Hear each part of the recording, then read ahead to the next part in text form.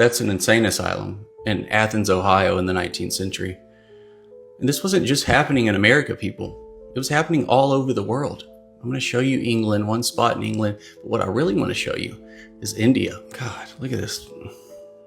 I guess they just don't have any other blueprints than Game of Thrones when they want to build an asylum. Like, okay, Claybury Asylum. It was built in Woodford, Essex in 1888. The very last paragraph, okay, this was 270 acres. Okay, the very last paragraph says the building is designed to accommodate 2,000 patients, 1,200 females and 800 males, which I haven't heard that ratio before. Typically it's male. Now, when you take a step back from America and you realize that this institutional wave is happening at the same time globally, you start to wonder if this insanity is a diagnosis or a form of control. You know, what's frustrating is I couldn't find any photos of these insane asylums that we're talking about, which makes it way more mysterious. Way more mysterious. This is one, these nuns came over and started an asylum in India. I could find some site plans though, okay? So this will show you how extensive they were over there, just like in America. Now, in America, these asylums and institutions pop up around the same time that they tell us that they were building these megalithic structures, which we know might not be true.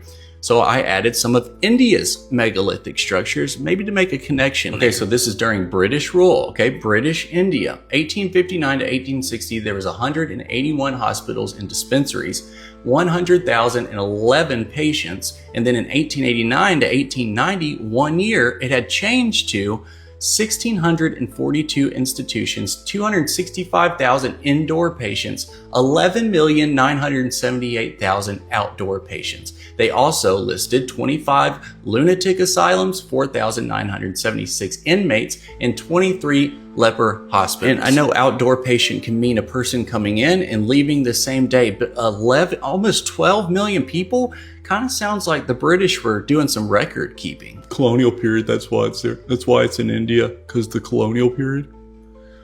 In this report, they're talking about building a central asylum for Indian lunatics and ranchi. This wasn't a small facility. It was planned to hold 1,500 people.